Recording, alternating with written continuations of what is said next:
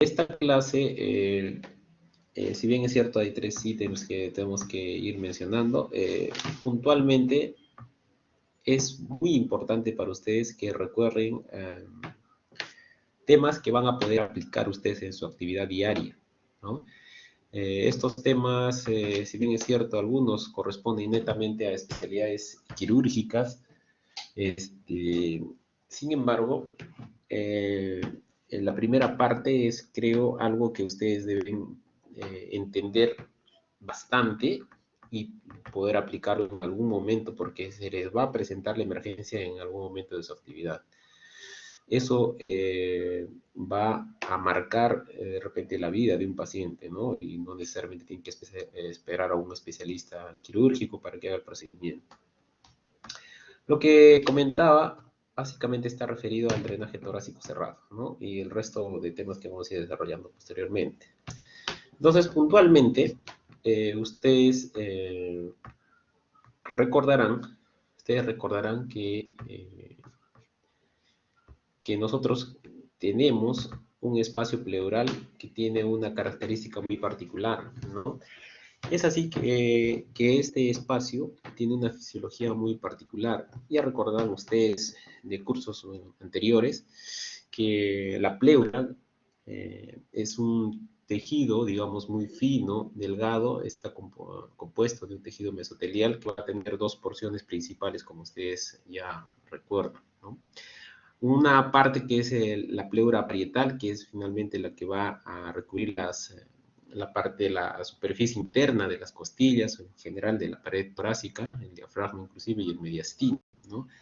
Y la otra es la pleura visceral, que es la que va a cubrir el parénquima pulmonar en sí, ¿no? Entonces, entre ambas pleuras va a existir un espacio que se llama espacio pleural. Si bien es cierto, este espacio pleural debe ser virtual, de una u otra forma va a poder permitir algún tipo de movimiento o evitar daño entre ambas pleuras, porque va a estar ocupado por un ultrafiltrado plasmático de un volumen aproximado de 5 a 15 mililitros por cada lado, ¿no? Que va a funcionar como una especie de lubricante para estos movimientos pulmonares, ¿no? Entonces, si ustedes se recuerdan, el ciclo respiratorio normal en un paciente va a tener como que 3 componentes, ¿no? Un componente que está dado por esas fuerzas de retracción elástica del pulmón que va a tender hacia el colapso del parénquima, ¿no? Otro componente que son los movimientos de la pared del tórax, que lo que va a tender es hacia la expansión, ¿no? Y finalmente, en base a estos 2 componentes anteriores, la presión intrapleural va a tener un rango, digamos, de valores que es entre -8 y -2 centímetros de agua, ¿no? Esto obviamente es variable dependiendo de la localización de donde uno mide esta presión, pero en general va a estar en estos rangos y va a ser negativo, como están viendo ustedes. Si nosotros queremos orientar un poco más al respecto, es lo que hemos mencionado anteriormente, ahí están las 2 pleuras, parietal y visceral, y ese espacio pleural que es virtual está ocupado obviamente por ese ultrafiltrado plasmático, ¿no? Recuerden un poco más acerca de este espacio pleural que es virtual, ocupado por un ultrafiltrado plasmático en ese volumen que les he mencionado entre 5 y 15 mililitros, y más exacto, si uno quisiera hacer, bueno, ahí está 0.1 a 0.2 mililitros por cada kilo de peso. Y esa presión intrapleural es negativa en un volumen tidal corriente normal, entre -2 y -8 centímetros de agua, como les he mencionado, ¿no? Lo que les mencionaba, ¿no? La distribución de estas presiones, digamos, es variable, ¿no? Vieron ustedes que hay valores de -8 hacia los ápices y valores de -2 hacia las bases, ¿no? Por eso que es un rango variable, pero está en esos valores que se ha mencionado, ¿no? Esto es para recordar básicamente que el espacio pleural que hace esta fisiología, digamos, espectacular en esta zona del cuerpo, es porque ahí están las fuerzas de retracción o de colapso, digamos, del parénquima pulmonar, con unas otras fuerzas que se oponen de la pared torácica en sí. Finalmente, la tendencia del pulmón al colapso, la tendencia de la caja torácica hacia la expansión, aunado a esta reabsorción continua del líquido pleural por medio de los linfáticos, va a finalmente concluir en que la presión intrapleural va a ser negativa al volumen tidal entre -2 y -8. Ojo, esto es un volumen tidal o un volumen corriente normal, ¿no? En otras circunstancias probablemente esto varíe, ¿no? Entonces, lo que ustedes deben continuar con el enfoque es que por algunas situaciones, ¿no? Algún proceso, esta fisiología del espacio pleural de una u otra forma se va a alterar, ¿no? Ese espacio virtual finalmente va a ser ocupado por algún contenido, ¿no? Si está ocupado por aire, se va a llamar neumotórax; si está ocupado por líquido, hidrotórax; si es por sangre, hemotórax, ¿no? El hecho es de que el espacio virtual se va a ir llenando por cualquiera de esos componentes y se va a hacer real, como ven ustedes, ¿no? Al hacerse real, obviamente, la presión negativa de la que hemos estado hablando se va a perder. Por tanto, va a ganar las fuerzas de colapso, de la tendencia normal del colapso del pulmón, ¿no? Va a haber un colapso pulmonar y este colapso pulmonar obviamente va a generar una hipoventilación alveolar e hipoxia, ¿no? De tal forma que si el proceso es más persistente aún, la presión intrapleural va a incrementarse aún más, ¿no?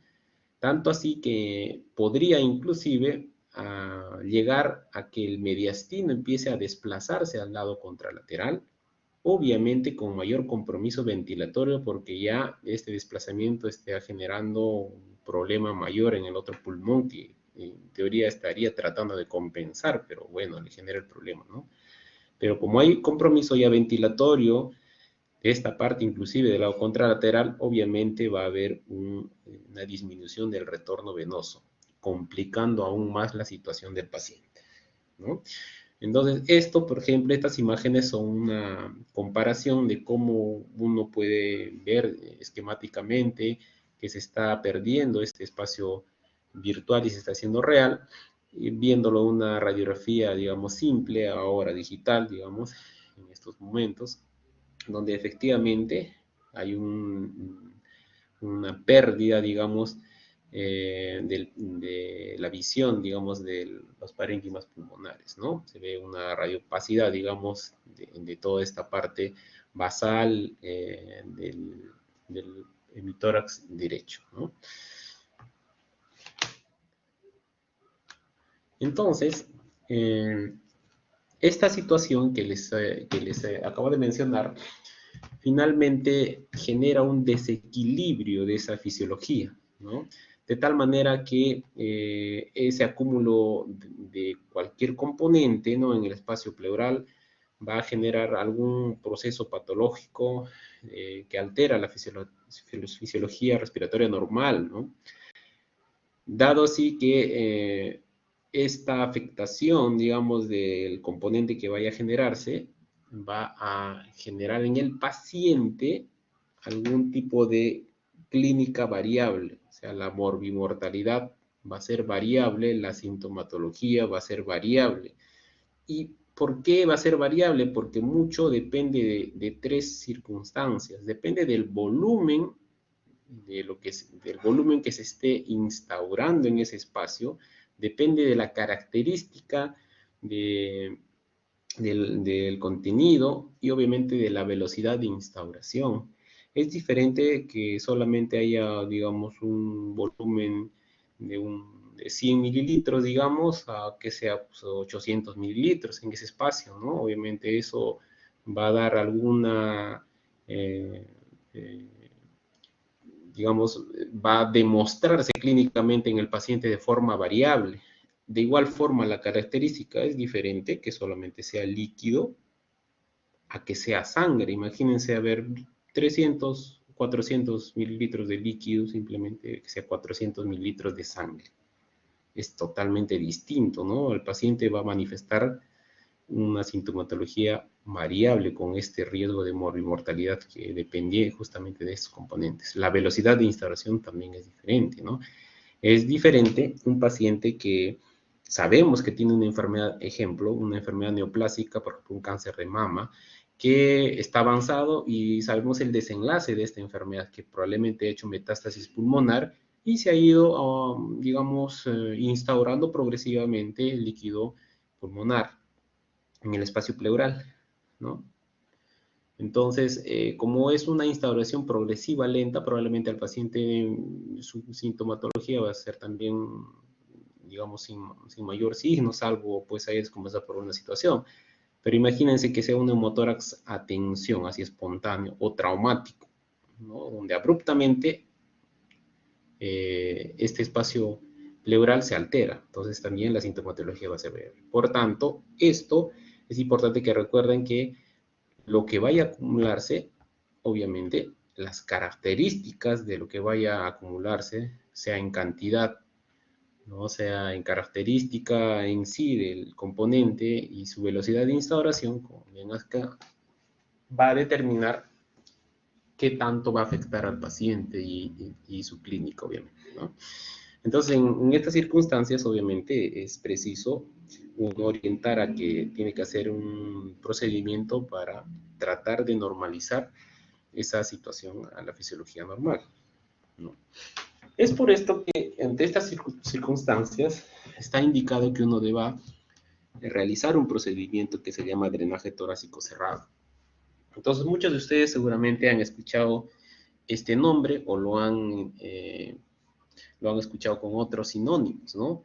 También se puede llamar una toracostomía con tubo, el tubo de drenaje torácico, que es lo que generalmente utilizan como términos en los hospitales, el famoso TDT, ¿no? Tubo de drenaje torácico o drenaje pleural. Cualquiera de los nombres que puedan colocarle está orientado a lo mismo, ¿no? Entonces, en cuanto a la técnica en sí del procedimiento, lo que importa que ustedes sepan es que hay que hacer con un tipo de procedimiento clásico, que es la disección, ¿no? Que es la forma clásica, digamos, con los materiales mínimos indispensables, ¿no? Claro que en la actualidad ya muchos de los procedimientos se tratan de mejorar, digamos, por decirlo así, con el advenimiento de repente de nuevos materiales, menos traumáticos de repente para el paciente y hasta cierto punto tal vez más seguros, vamos a poner entre comillas eso, ¿no? Pero esos procedimientos obviamente que serían materia de otro tema, vamos a dejarlo, ¿no? Pero básicamente para decirle que existen procedimientos para este tipo de tema del drenaje torácico que se hace por vía percutánea, donde ya no se hace un corte en sí como para poder hacer el abordaje de la zona pleural, ¿no? Cualquiera de las técnicas que se pueden utilizar finalmente tiene un objetivo, y ese objetivo, obviamente, en primer lugar, es evacuar aquel contenido que se ha estado acumulando, ¿no? Progresivamente en ese espacio pleural, y el otro objetivo finalmente es restaurar las presiones pleurales para que esto de una u otra forma pueda retornar hacia esa fisiología respiratoria normal. Entonces, si yo trato de, digamos, eliminar el contenido, de otra forma voy a tratar de revertir todo este proceso, ¿no? Entonces, el objetivo está ahí justamente.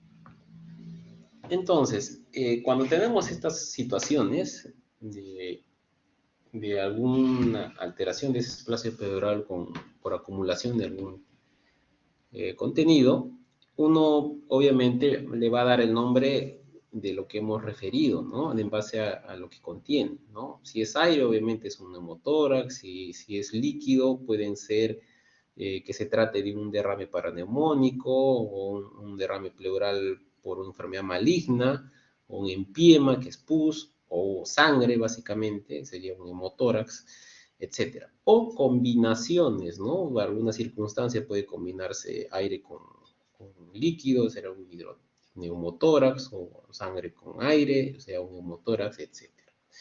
Entonces, la situación que ustedes deben recordar es saber, en el caso, por ejemplo, de un neumotórax, cuándo colocar o cuándo realizar el drenaje torácico cerrado, ¿no? Fundamentalmente esto tiene que ver algo con los porcentajes de lo que vaya a estar acumulado en ese hemitórax, ¿no? Si vemos que hay un acúmulo de aire más del 20%, tenga o no tenga síntomas, uno tiene que colocarle el tubo de drenaje torácico porque el paciente probablemente se vaya a descompensar, ¿no? Porque esto es relativo, ¿no? Puede estar así como que en el límite y el paciente, si no haces algo como para aligerar, digamos, su situación de estrés por el trauma que está recibiendo, que está sufriendo, va a descompensarse. Por tanto, hay que colocarle tubo de drenaje torácico. Si por el contrario es un paciente que tiene menos del 20% de contenido de aire en esa zona afectada, solamente colocarlo en caso de que haya síntomas. Si están asintomáticos, uno podría obviar esto, pero observando y monitorizando al paciente, porque nadie sabe cómo va a evolucionar en el lapso de las horas, ¿no? Entonces, esto es lo que uno debe tener en cuenta, ¿no? Puntualmente nos vamos a pasar esta parte. Cuando uno sabe que hay un contenido, o al menos alta sospecha de que hay sangre, por el evento que pueda tener el paciente, vale decir, pues, qué sé yo, ha sido un traumatismo torácico por caída, accidente de tránsito, qué sé yo, donde hay líquido, y de dónde pues va a salir líquido un traumatismo, no se va a generar tan rápida, abruptamente, obviamente es sangre el contenido. Entonces, en la actualidad, como uno ya cuenta, digamos, con tomografía en la mayoría de los hospitales, obviamente si ve que hay más de 400 mililitros de sangre, uno tiene que colocarle tubo de drenaje torácico. Esto más o menos se va a correlacionar con algunas imágenes que pueden tener ustedes en una radiografía previa, porque unos dirán, doctor, pero no todos los centros tienen radiografía, tomografía, y cómo podemos decidir. Entonces, si ustedes recuerdan esto, ya habrán recordado en algunas clases previas que tienen que ver con algo con esta patología, para que ustedes vean una curva, así como esa curva de Damasoes, porque probablemente hay 800 mililitros de contenido, ¿no? Si solamente está obturado, digamos, uno de los ángulos y básicamente el parénquima se ve plano, ahí básicamente hay 250. Y por cada espacio intercostal, digamos, hay 250 más. Entonces tú sumas 250 más otros 250, entre 400 y 500.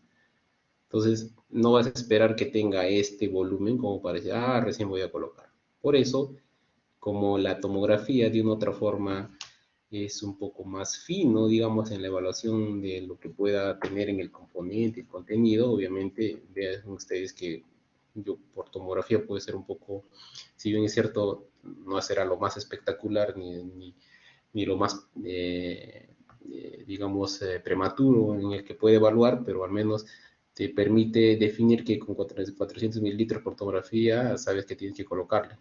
Y yendo a la placa de tórax, básicamente con 2 espacios intercostales ya ha superado esta cantidad, ¿no? Entonces tienes que colocarlo, ¿no? Eso es lo importante que tienen que tener en cuenta en estos pacientes que haya sospecha de sangrado, ¿no? O hemotórax.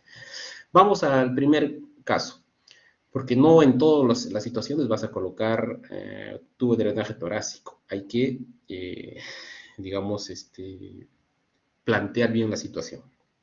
Ejemplo, si yo tengo un derrame pleural que es maligno, o sea, vale decir que es por enfermedad maligna, y yo sé las circunstancias del paciente, si al paciente lo veo sin mayor problema, básicamente un control que vino, qué sé yo, a consultorio, a emergencia por alguna causa, a este paciente que tú sabes que tiene una enfermedad maligna avanzada, le tomas una placa y ves todo, todo uno de los hemitórax, digamos, borrado, blanco, como bien dice, y el paciente está sin mayor sintomatología, probablemente no sea necesario colocarle. ¿Por qué? Porque uno de una u otra forma tiene que ver el pronóstico de vida del paciente. ¿Qué vas a lograr drenando o colocando un tubo de drenaje torácico a un paciente que el pronóstico es reservado? Obviamente será de repente no a corto plazo, pero de repente a mediano plazo, y no le va a asegurar una curación lo que tú vas a hacer. Lo único que vas a generar es traumatizar al paciente y colocarle dispositivos o algún tipo de material extraño al paciente que no, en vez de beneficiarlo, probablemente vas a perjudicar su calidad de vida. Entonces, si no tiene síntomas de esos pacientes neoplásicos, probablemente no tenga indicación. Solamente colocarás en aquellos pacientes que sí se han descompensado y hay problemas respiratorios, y de una otra forma vas a ayudar al menos paliativamente a su situación. Eso hay que hacerle recordar al paciente y sobre todo a la familia que lo está acompañando, ¿no? Porque de repente van a tomar una idea de que lo que tú vas a hacer va a garantizar una sobrevida mayor de su enfermedad y no es así, ¿no? En los derrames paraneumóticos, como definitivamente la situación puntual, la causa de su problema es una neumonía, entonces habría que ver si es que no responde con el tratamiento y eso va a ayudar o contribuir al mejoramiento, le colocarás. Pero si ve que mejora con el tratamiento, no tiene por qué. Los empiemas, como es pus, de todas maneras deben drenarse. Pues eso no se va a absorber definitivamente y va a contribuir a otros problemas mayores, ¿no? Entonces, en muchos de los procedimientos podría haber algún tipo de contraindicación para realizarlas.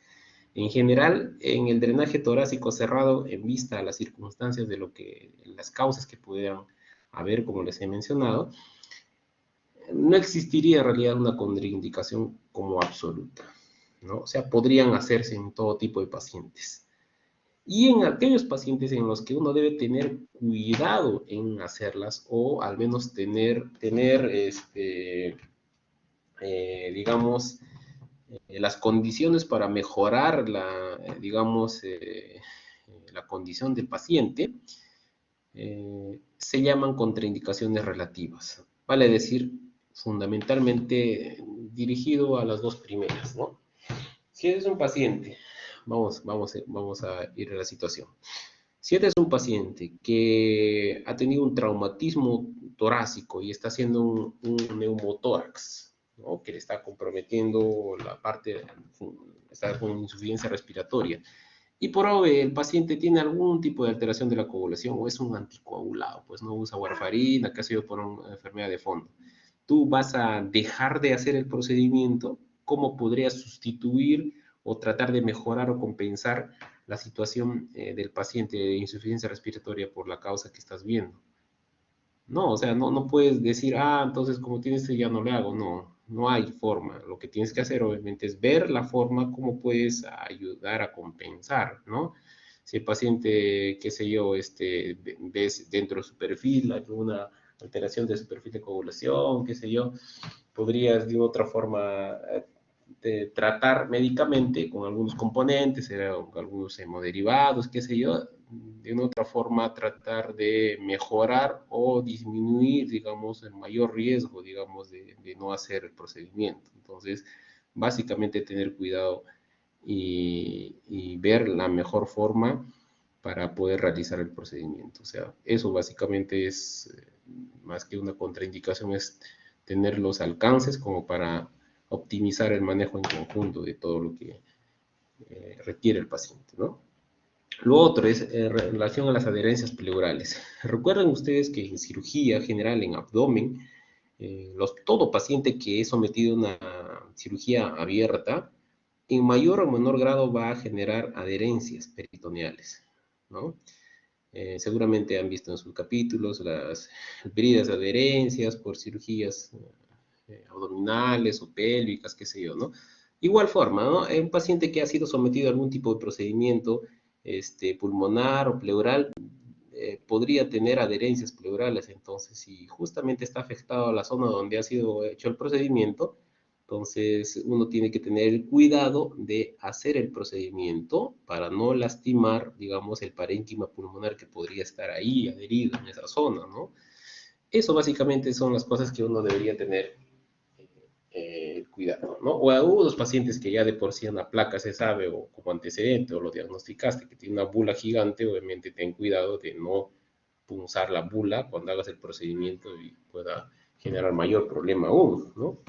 Eso son cuidados más que contraindicaciones, por eso están considerados como relativas, ¿no?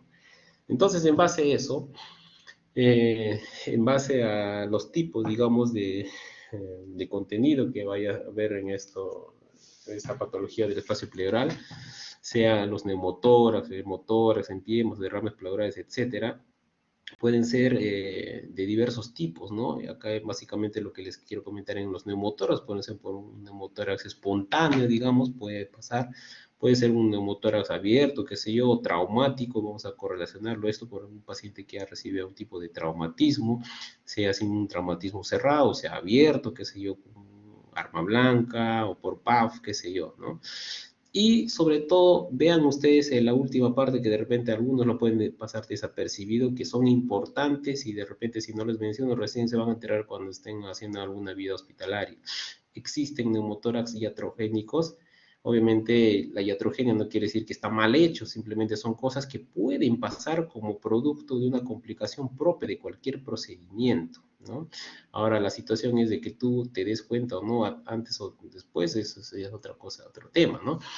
Entonces, en los pacientes, y va a ser algo que ustedes tienen que correlacionarlo con la última parte de la clase, en aquellos pacientes que por alguna circunstancia necesitan de repente una mejor monitorización hemodinámica y de repente administración de medicamentos un poco más específicos, donde no pueden ser administrados por vía periférica, necesitan un catéter venoso central.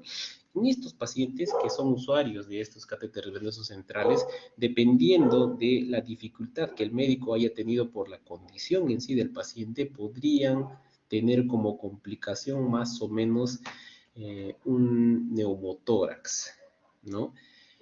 Cuando son pacientes obesos generalmente, ¿no? Eh, es más difícil colocar catéteres venosos centrales. Entonces, los catéteres venosos centrales, sobre todo los subclavios, ¿no? Debajo de la clavícula, los de la posición subclavia, son los que más frecuentemente pueden lesionar, ¿no? Esta parte pleural y hacer neumotórax, ¿no? Eso como ejemplo, por favor. Y en los hemotórax, igualmente, como les estaba mencionando, puede ser traumático, ¿no? Por las diversas causas de traumatismo, o iatrogénico acá, ojo en el iatrogénico, ¿no?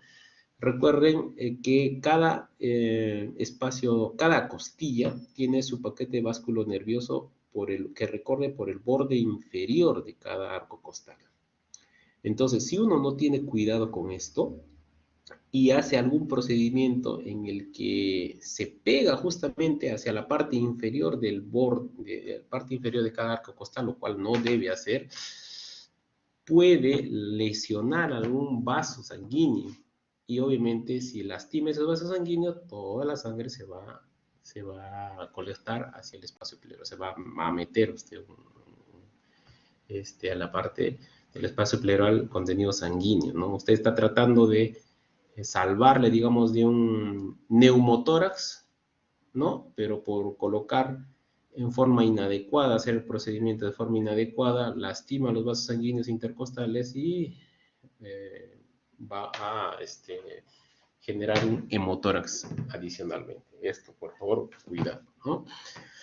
Y en fin, algunas circunstancias de otro tipo, lo que ya le hemos mencionado, por ejemplo, los paraneoplásicos, o de otras causas como falla cardíaca, pero son cosas muy raras, pero puntualmente esto está dirigido a las circunstancias de emergencia que te vienen en algún hospital, ¿no? O sea, espontáneos, traumáticos, abiertos, o dentro de la parte hospitalaria iatrogénicos inclusive en base a lo que les he mencionado, ¿no? Y ojo, más que contraindicación relativa, hay que tener cuidado con estos pacientes que por algún motivo tienen algún tipo de trastorno de coagulación o son anticoagulados, en los que hay que, digamos, optimizar mejor el manejo con el resto de colegas que nos pueden ayudar para mejorar esta situación. Entonces, en base a eso, en base a que uno ya haya evaluado la circunstancia, es importante para ustedes que ante cualquier procedimiento que vayan a realizar, ustedes tienen que tener la autorización del paciente y o familia responsable para el procedimiento.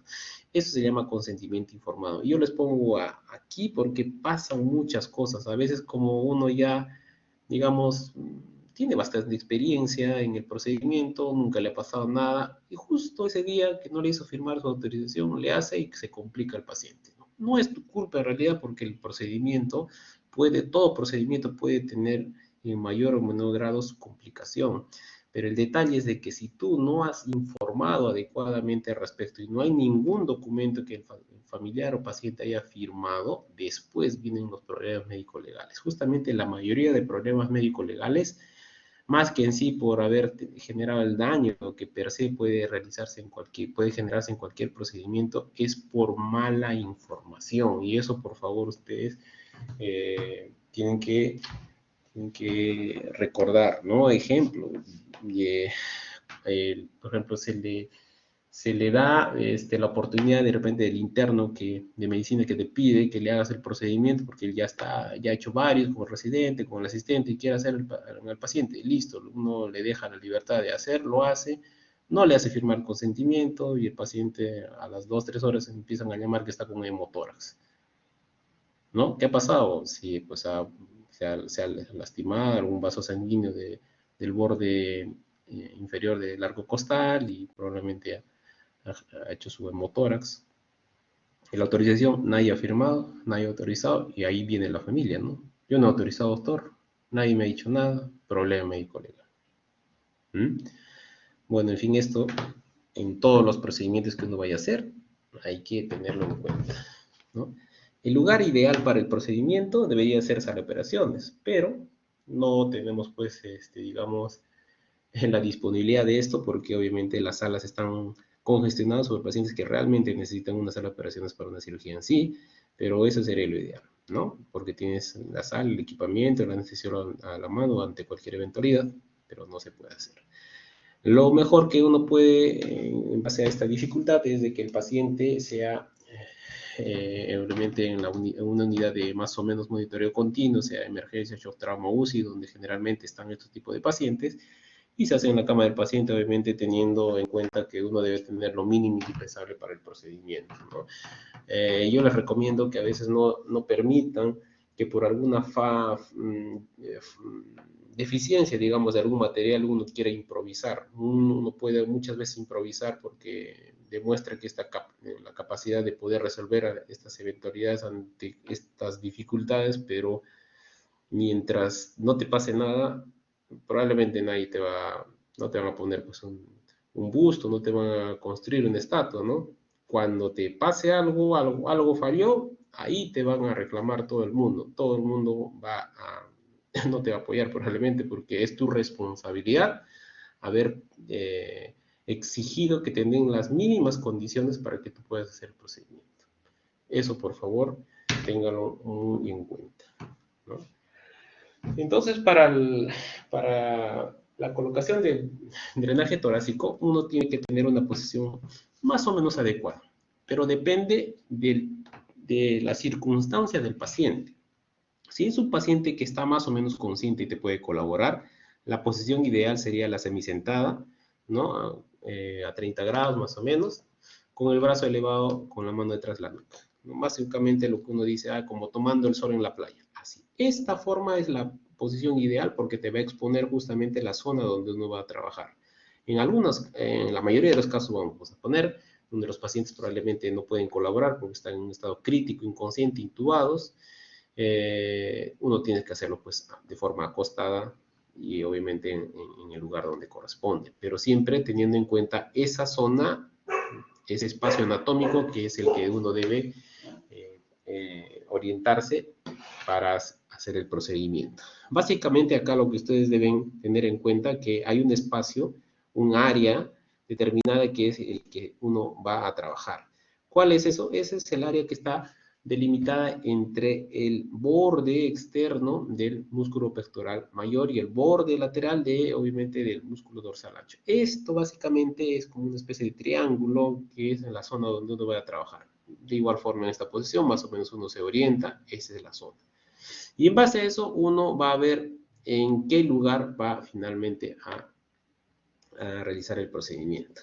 Básicamente yo les voy a volver a repetir, como les decía a mis alumnos, el lugar, digamos, que va a poder realizar en todos los casos va a ser el quinto espacio intercostal, ¿no? Y sobre todo la línea axilar media, porque entenderán que esta es la axila y acá pueden tener una línea axilar anterior, una línea axilar media y línea axilar posterior. Donde no van a tener mayor dificultad es línea axilar media. Quinto espacio intercostal. Nuevamente les repito, línea axilar media, quinto espacio intercostal. Ese quinto espacio intercostal básicamente va a ser como una proyección con una línea imaginaria que va por la mamila, más o menos. Ahí, pero es quinto espacio intercostal. Ojo.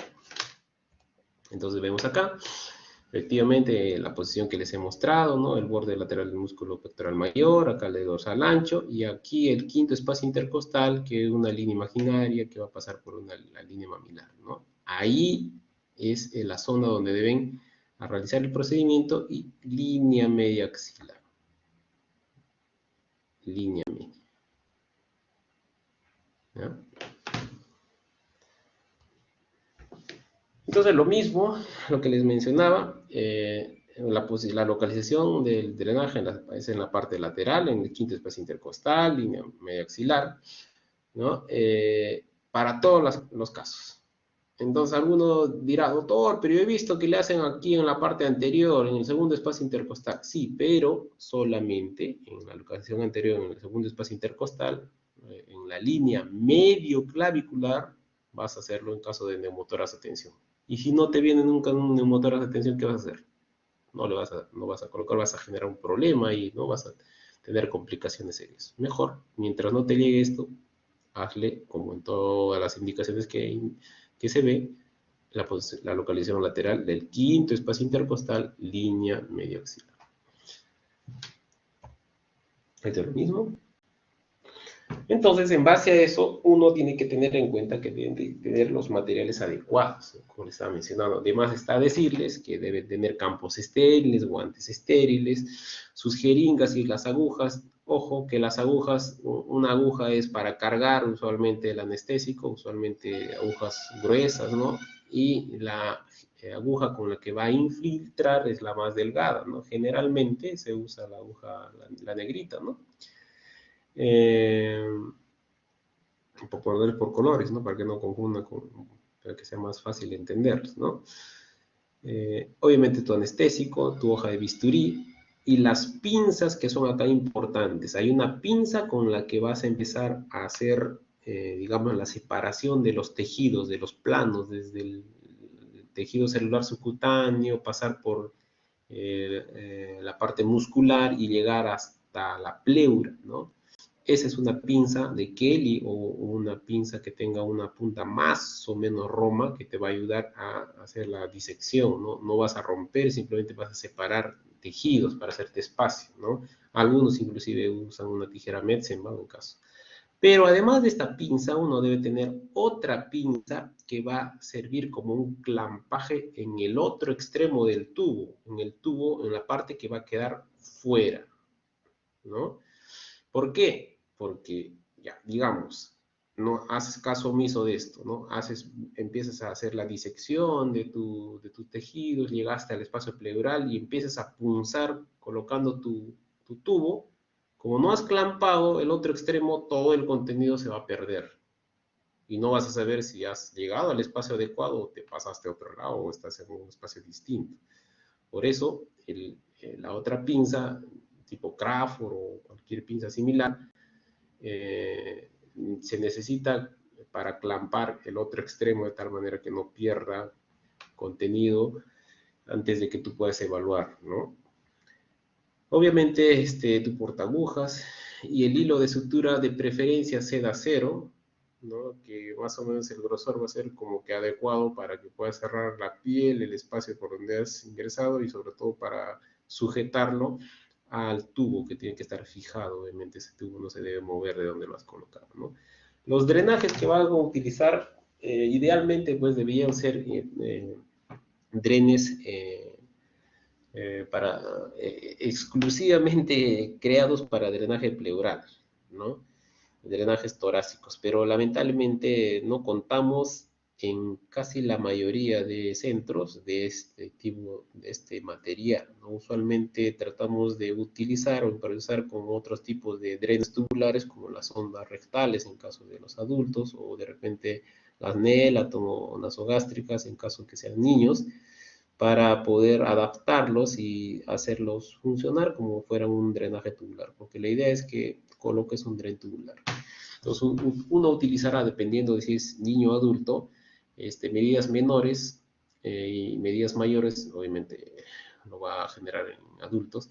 Si es aire, medidas menores de 16, 20, 24 French, y si es líquido o componente hemático, necesita que sea un poco más grueso, por tanto 28, 32, 36 o lo que fuere, ¿no? Lo que sea necesario. Generalmente, como van a ver en los videos, se usan sondas de entre 28 y 32, porque la mayoría de las situaciones son adultos, en los que uno se asegura con este grosor para, para evacuar el contenido, ¿no? Para que todo esto concluya, finalmente todo lo que salga del tórax tiene que estar conectado a través de un tubo flexible, un tubo de látex, que es el anodex, hacia el frasco, que es una botella que ustedes seguramente han visto en algún momento. Ese frasco se llama frasco de drenaje, frasco en trampa de agua, frasco en sello de agua, o algunos le dicen sistema de drenaje. El sistema en realidad debería ser todo el componente, ¿no? Pero en fin, le llaman así en algunas circunstancias. La idea es que tengan que tener este frasco donde se va a evacuar el contenido. Pero no solamente es para eso, sino que funciona como una especie de válvula que evita que el contenido regrese. Obviamente, esto tiene que estar por debajo del nivel del paciente, por eso que está en el piso y el paciente está en la cama. Entonces, toda esta parte del procedimiento en sí, más que explicarlo con letras, es mejor verlo con gráficos e idealmente con videos, ¿no? Eso es la forma como ustedes van a poder estar más orientados al respecto con esto. Entonces, básicamente, una forma esquemática del procedimiento sería de esta forma, ¿no? Uno está abordando la parte lateral, como han visto ustedes, ha ubicado el quinto espacio intercostal, ya, este es mi quinto espacio intercostal, y entonces ha cargado su anestésico y está infiltrando. Obviamente uno tiene, ¿qué es lo que va a doler? La piel en un inicio porque vas a tener que cortar, y obviamente lo que va a doler después es la parte pleural, por eso que el anestésico se pone en las zonas aledañas a la pleura y en la piel, ¿no? El resto no va a haber mayor problema. Y ojo, que lo que les estaba comentando, uno tiene que evitar o alejarse del borde de la costilla. Siempre tiene que estar pegado al borde superior de la costilla. De esta forma evita dañar los vasos que están debajo de cada arco costal, ¿no? Una vez que ha hecho la infiltración, uno empieza a cortar obviamente la piel y con la pinza Kelly o Craftwork o Metzenbau, como en este caso, va a empezar a divulsionar, así como hacían en la práctica de repente de apendicectomía, donde uno empieza a separar nada más, hacerse un espacio de forma cerrada, ingresar al tejido, abrir las pinzas para que haya un espacio, nuevamente volver a cerrar y abrir, ¿no? De tal forma que este acto continuo de cerrar y abrir, va haciendo que uno se vaya introduciendo en espacios más profundos hasta llegar al espacio pleural. Algunos inclusive una vez que ven que está en el espacio pleural, suelen perforar inclusive ese espacio para corroborarlo, así como están viendo ustedes con el dedo, ¿no? Ah, ya he entrado al espacio, voy a corroborar si estoy en el espacio, perfecto, de tal manera que colocan de mejor comodidad para ellos el DREN, ¿no? Gracias a una pinza, a la pinza obviamente que es la que ustedes estaban divulsionando los tejidos, logran colocar el DREN tubular en el espacio pleural, ¿no? En algunas circunstancias, algunos colegas, como yo, por ejemplo, no suelo perforar primero esto, básicamente trato de avanzar lo más que puedo hasta llegar a la capa delgada que es la pleura, y una vez estando seguro de que ya no hay mayor resistencia, porque es un tejido delgado que todavía no he perforado, con ayuda de mi pinza guía, mi pinza Kelly, clampando el extremo de la sonda, hago un solo movimiento de romper o perforar esta pleura para que, digamos, no haya doble dolor, digamos, en el paciente, ¿no? Entonces, eso es variable, ¿no? Pero la idea es hacer la divulsión de los tejidos hasta la pleura y después sea solo con la pinza y después con el tubo o directamente pinza y tubo a hacer la perforación de la pleura para colocar en el espacio pleural adecuado, ¿no? Ojo que las sondas que estamos utilizando o los drenes tubulares que estamos utilizando como adaptación, digamos, en vista de que no contamos con los mismos, con los propios, solamente tienen 2 fenestras en el extremo, ¿no? Por tanto, sería insuficiente para poder evacuar el contenido. Antes de eso hay que hacerle más huequitos, más fenestras, ¿no? Para que pueda optimizar, digamos, el drenaje. Y deben tener en cuenta lo siguiente, que estas fenestras deben estar todas completamente en el espacio pleural. No hagan más fenestras de las que deben, de tal forma que alguna se pueda quedar en este espacio. Si se queda alguna fenestra en este espacio de la pared torácica, lo que va a pasar es de que el aire o el contenido que vaya a generar, que vaya a tener en el espacio pleural, se va a quedar acumulado en el celular subcutáneo. Y generalmente eso conlleva que el paciente está con un enfisema subcutáneo persistente o progresivo, y obviamente eso es una complicación del procedimiento. Por eso tienen que estar seguros que todas las fenestras estén adentro. Si ven ustedes en el gráfico, más o menos es lo que les está tratando de ejemplificar, ¿no? Aquí está la piel, el celular subcutáneo, toda la parte muscular y finalmente la pleura. La pinza lo que hace es separar, ¿no? Al ingresar punta cerrada y abrirla, va empezando a profundizarse en las capas. Vean ustedes que está pegado o cerca al borde superior del arco costal para evitar daños de la parte inferior, ¿no? Una vez que él ha llegado, por ejemplo, al espacio pleural, el ejemplo de lo que les comenta, algunos suelen perforar como para asegurarse que ha llegado al espacio pleural, ¿eh? O como en mi caso, simplemente me detengo aquí y ya con clampada el dren tubular, recién lo perforo, ¿no? En fin, básicamente es esto un ejemplo.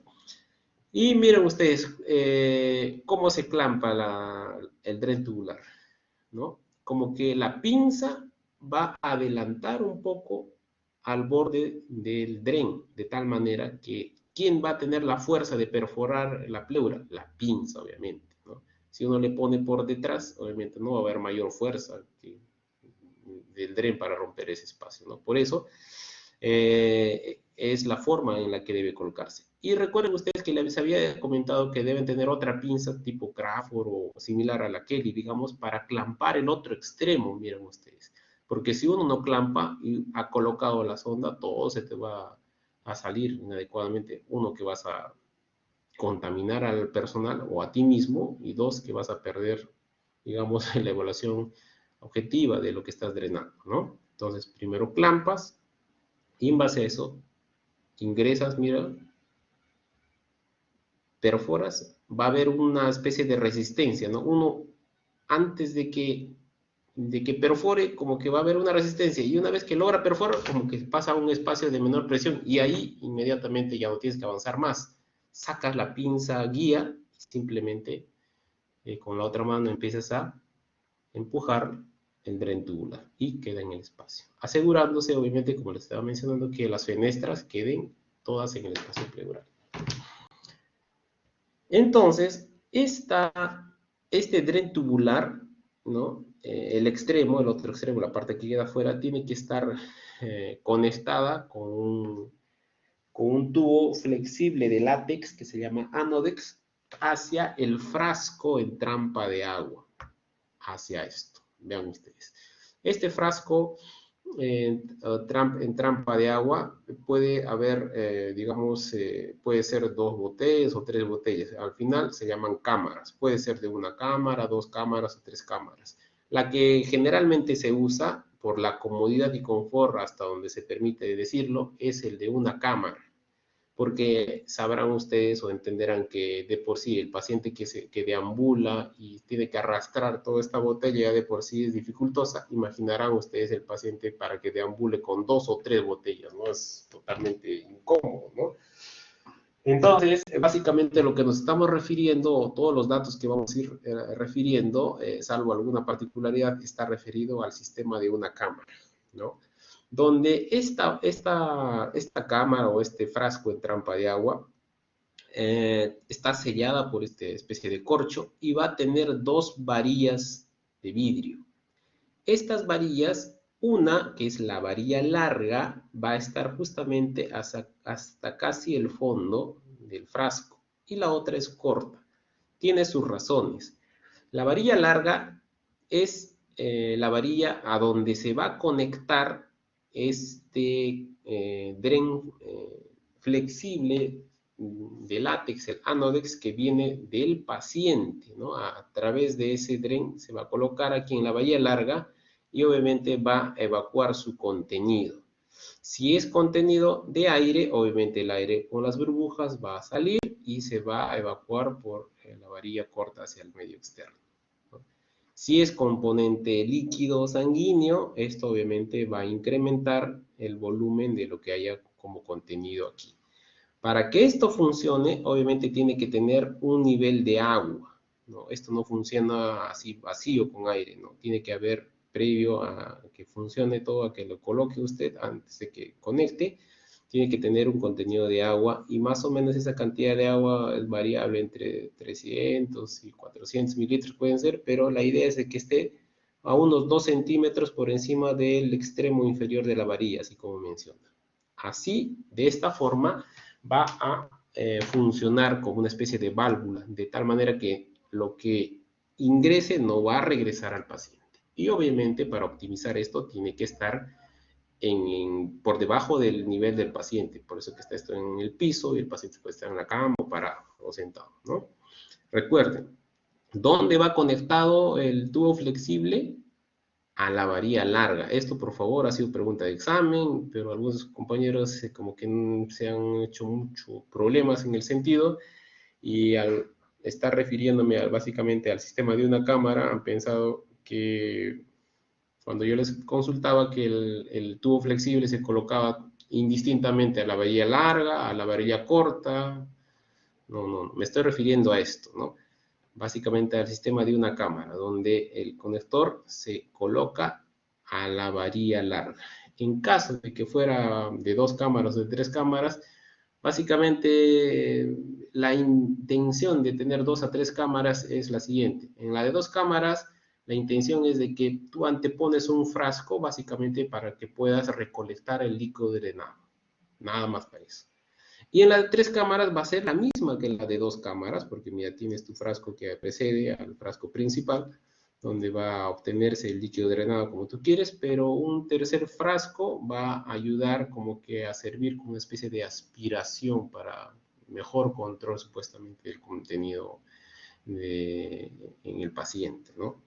Pero al final, lo que interesa, digamos, para fines prácticos, es el sistema de una cámara, donde, les vuelvo a recordar, el conector se une a la varilla larga, por favor, ¿no? Larga.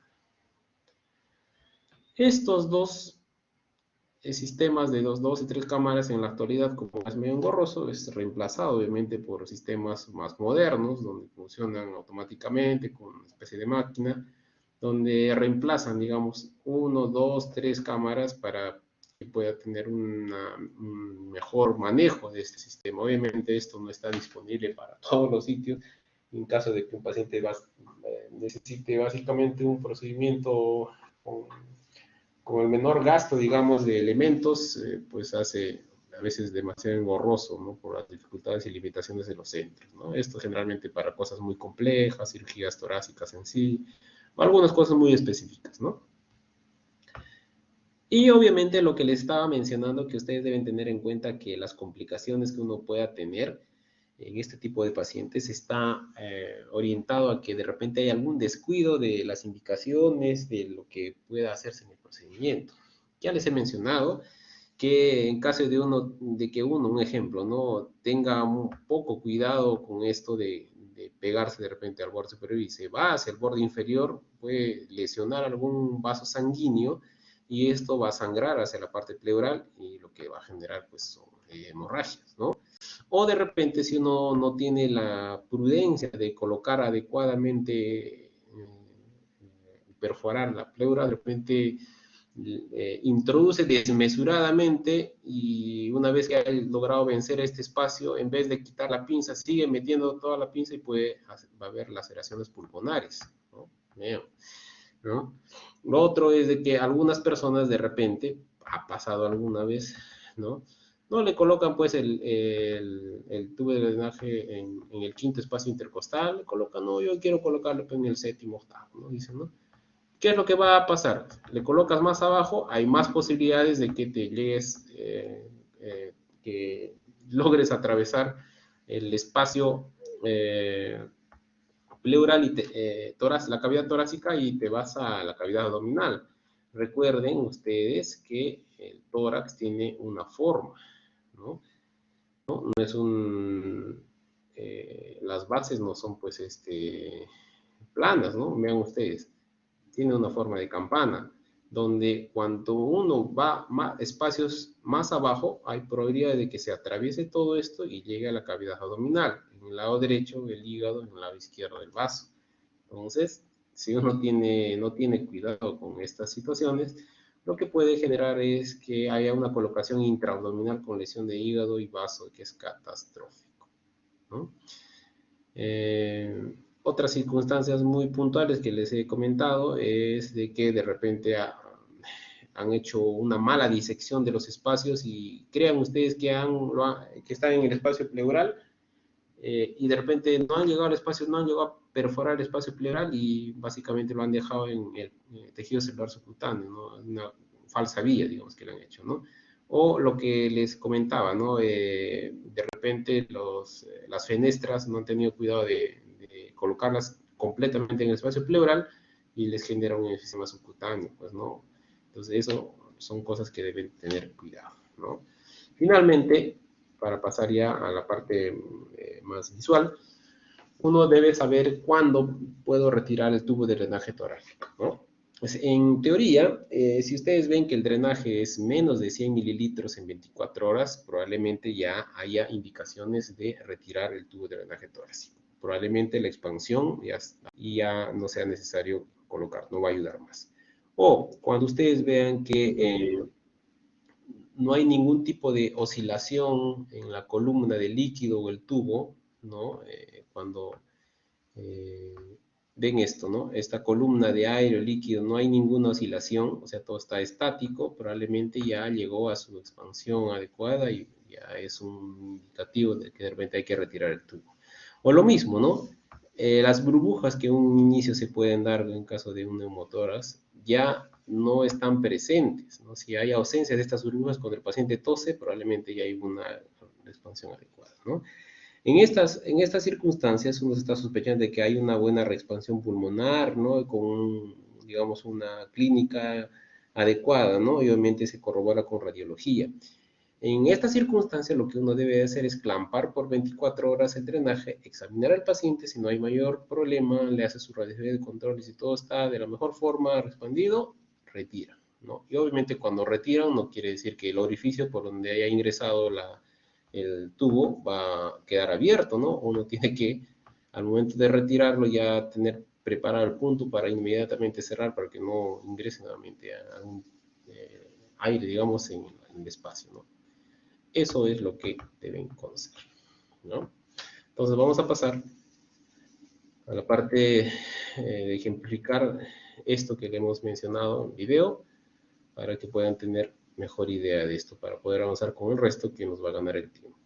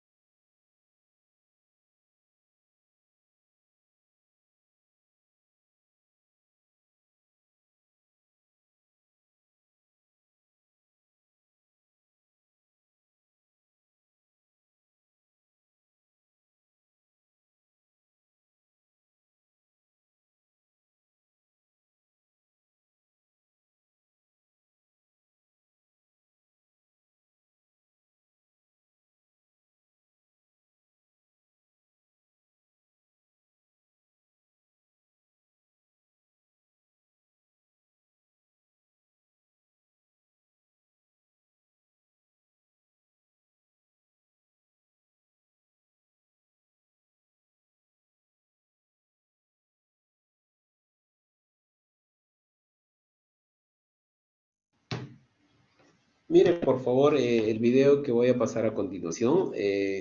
Obviamente, lo que quiero que rescaten del video, por algunas dificultades que pueda tener el colega, eh, es fundamentalmente a los pasos y lo que hemos podido referir en forma esquemática, ¿no? Cómo ubica la zona donde va a colocar el tubo, cómo va a hacer la disección progresiva del espesor de la pared torácica y finalmente cómo es que hace uso del clampaje del drenaje y como ven ustedes dónde coloca el tubo flexible en el frasco. Esas cosas son importantes que ustedes deben recordar, ¿ok? Ahí vamos a ver.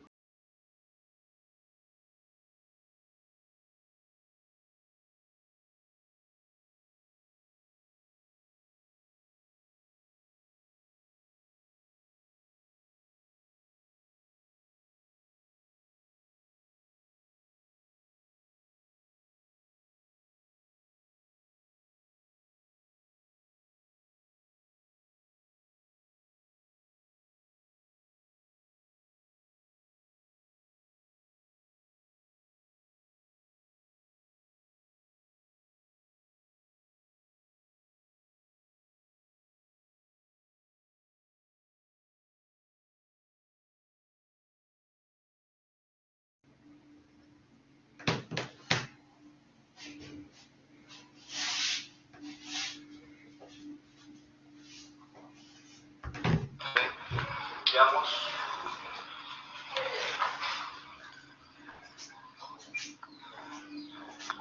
formas centrífugas hacia afuera.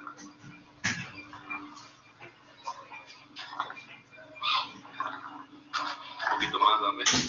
Demasiado.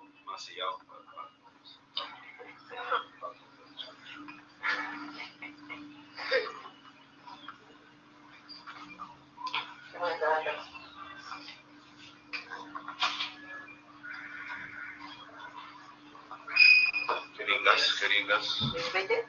De 10, comenzamos con 10. Acá comenzamos 10.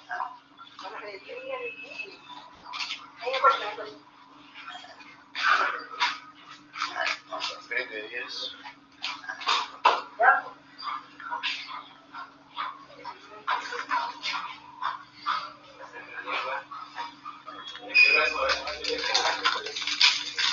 Izquierda, derecha. A ver, amarilla para cargar.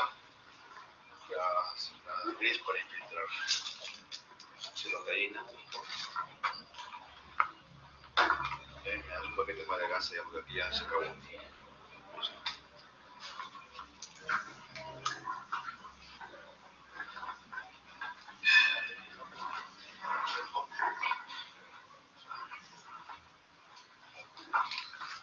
Gris para infiltrar 32.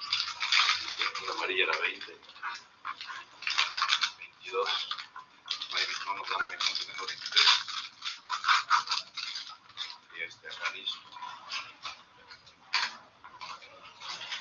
hacer mi campo a la vez, ¿no? No vaya a agarrar nada, agarre, señor. Ahí nomás, tranquilo usted. Va a hacer mi campo. Eso va a ser mi campo.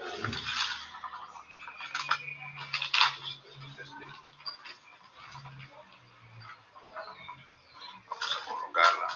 Así lo caímos. Acá habíamos marcado, acá vamos a colocar línea axial media. Levantamos un poquito. Levantamos, lo colocamos ahí. Vamos hacia la parte interior. Vamos entrando, entrando.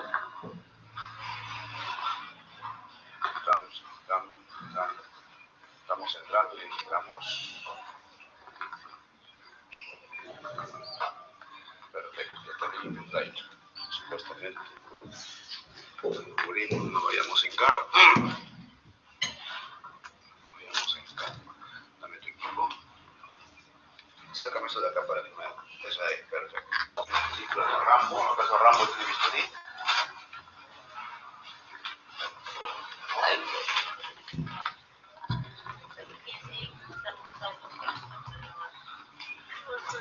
Ya hicimos. En el borde superior supuesto de la costilla. Por eso que es supuesto de la costilla. Abre esto.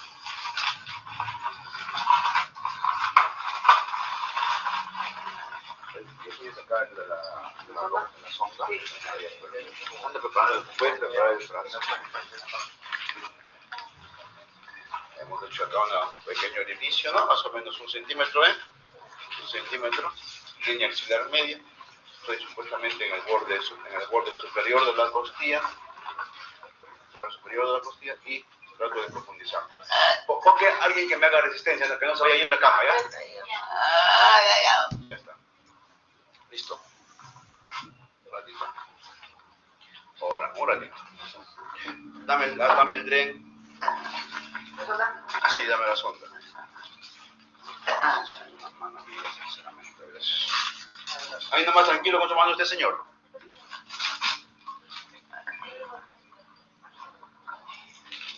Esta es una recta que vamos a penetrarla, hacerle un par de agujeros más por lo menos. No es un directo elástico de verdad. Medimos lo que vamos a colocar, aproximadamente 20 centímetros. Si una cuarta como es, pues una cuarta sería acá. Entonces yo para que yo medí hasta cuánto voy a entrar. Esto va a ser mi guía. Coloco esto en la punta. Está saliendo el líquido. A ver si se cambiaron. Cuidado. Perdón. Cuidado un ratito.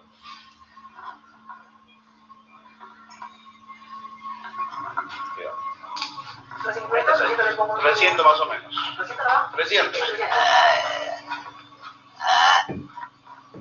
Voy a ampliar un poquitito. Perdón. Cuidado.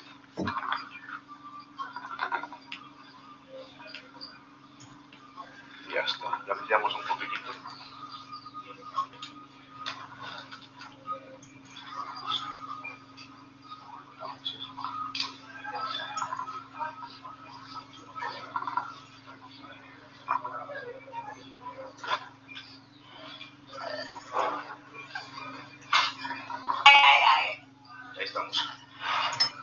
Ahí estamos.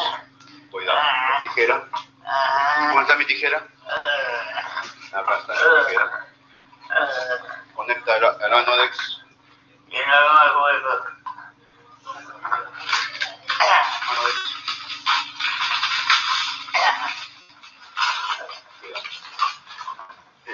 Esto de acá va conectado al que va abajo, ya este se llama anodex o látex. Eso va conectado al capilar. Dame algo. ¿Tendrás conector o no? No hay conector. ¿Ya o no? Ok, no te preocupes.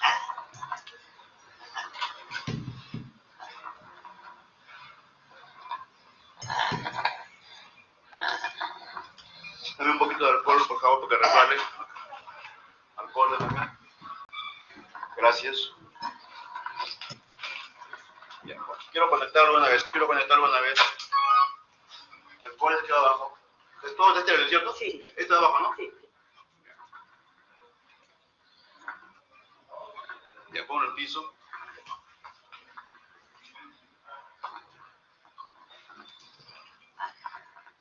Ahí, pues. Ahora sí. No hay protector, me dices, no. Podrás conseguir.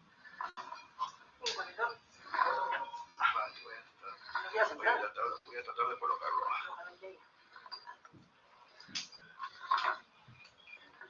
Vamos en punta esa parte.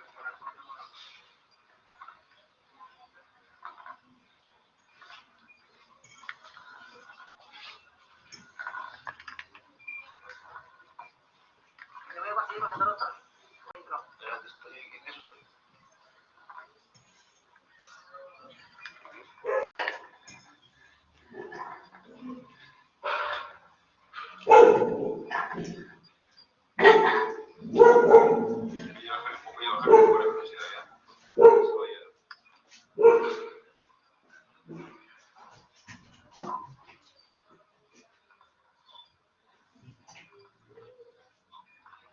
Ahí va.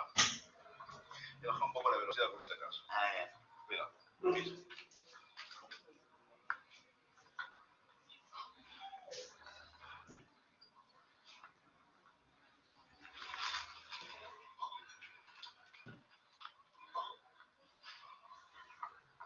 Sutura, ¿me dieron sutura? Ya, dame la sutura.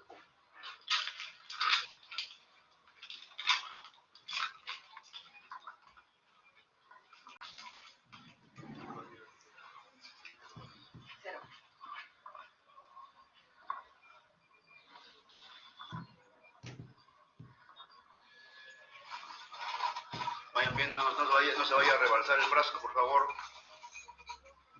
No se rebalsó. Ah, ya, todavía está cayendo electro. No, es que le bloquea un poquito, no se vaya. No quiero que se vaya.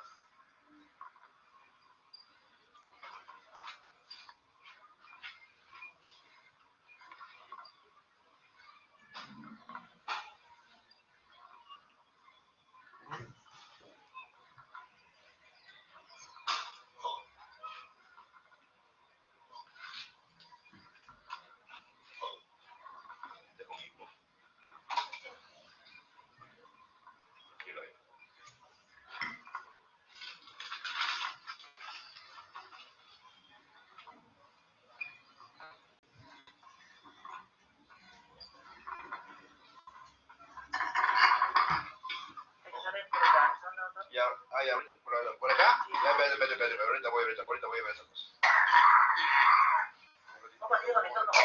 Consígueme el panel.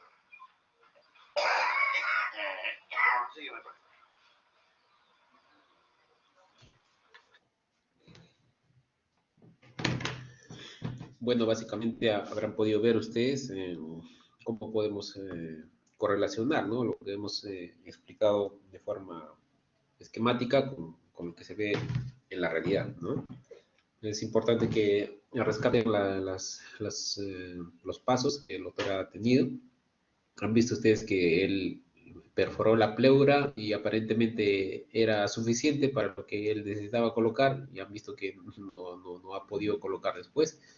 Y básicamente es porque probablemente si le hubiera colocado la punta de la pinza por delante del tubo de drenaje, obviamente hubiera podido con mayor fuerza perforar o lograr ubicar el pequeño orificio que haya podido hacer, ¿no? Lo otro es que, vean ustedes, han conocido ya el tubo flexible de látex, el ánodes, que va a conectarse hacia el frasco, ¿no? Y vean ustedes que el frasco que les está alcanzando tiene dos varillas y él va a preguntar, esta es la que va abajo, ¿no? O sea, preguntando por referirse a la varilla larga, ¿no? Eso es importante saber, ¿no? Yo les cuento un ejemplo propio, ¿no? Cuando yo era interno de medicina hace muchos años, nunca nadie me había explicado eso y la enfermera me exigía que le cambie el frasco porque el paciente ya se le había llenado el frasco, ¿no? Entonces yo pensé que era simplemente colocar y poner donde fuera, ¿no? Yo le coloqué obviamente en una varilla corta, para mí era indistinta, y obviamente el paciente como que empezó a tener mayores dificultades hasta que vino el cirujano de tórax y me imaginarán, ¿no? Casi bota por la ventana, porque nadie pues había tomado el tiempo de explicarme estas situaciones, ¿no? Y a veces uno presume que ya sabe y conoce estas cosas importantes, pequeños detalles que marcan, digamos, la evolución de un paciente, ¿no? Eso, por favor, tienen que tener en cuenta, ¿no? Bueno, vamos a continuar entonces con el resto de, de la clase. Pero nos va a ganar el tiempo.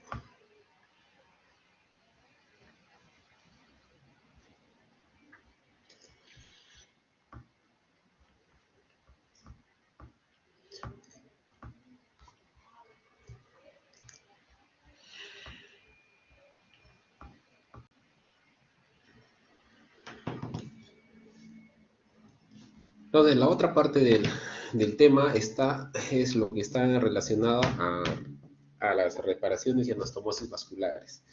Pero más que indicarles simplemente cómo son las anastomosis vasculares, que tienen mucho que ver con las prácticas que han hecho ustedes en la parte intestinal, cuando hacían anastomosis intestinales y todo eso, prácticamente es el mismo tenor, el mismo principio. Lo que ustedes deben recordar es básicamente qué es lo que ha pasado antes de proceder a este tipo de reparación y anastomosis vasculares. Por tanto, eh, lo que uno tiene que conocer es de que esto probablemente ha sido ocasionado por algún traumatismo, alguna lesión vascular, que es lo que ustedes deben conocer, ¿no? Si bien es cierto, es un tema netamente para una especialidad propia, pero de una otra forma uno tiene que dar orientación al respecto, ¿no? Entonces, básicamente, cualquier lesión de tipo traumática hacia los vasos sanguíneos está considerada como un traumatismo vascular, ¿no? La idea es de que el diagnóstico sea temprano y el tratamiento obviamente oportuno. Idealmente esto tiene que ser resuelto por cirujanos cardiovasculares porque obviamente dependiendo de esta prontitud en su tratamiento va a tener impactos en los resultados, ¿no? Hay muchos antecedentes históricos acerca de esto, bueno, son básicamente cosas teóricas que vamos a dejarlo pasar por vista del tiempo, básicamente quien empieza a dar algunas pautas son los primeros intentos de reparación vascular, quien describe mejor las técnicas para reparación vascular, son cosas de historia que lo pueden revisar ustedes en el momento, tengan tiempo, pero básicamente a lo que voy en estos antecedentes es que muchas circunstancias a nivel mundial han conllevado, digamos, a la importancia que uno debe tener en el diagnóstico oportuno y el tratamiento oportuno también de estos pacientes. Los conflictos bélicos, tanto Primera, Segunda Guerra Mundial, se ha visto que obviamente había mucha cantidad de pacientes que por los traumatismos, por el efecto bélico, generaban o terminaban en amputación y o muerte del paciente, ¿no? Entonces, ellos han visto en el tiempo, en general medicina, visto esto, que los traumatismos vasculares en general son el 3% de todos los traumatismos en general, pero lo que despertaba el interés de que, obviamente, cuando no eran atendidos oportunamente, el paciente terminaba finalmente en amputación del miembro y o muerte del paciente, ¿no?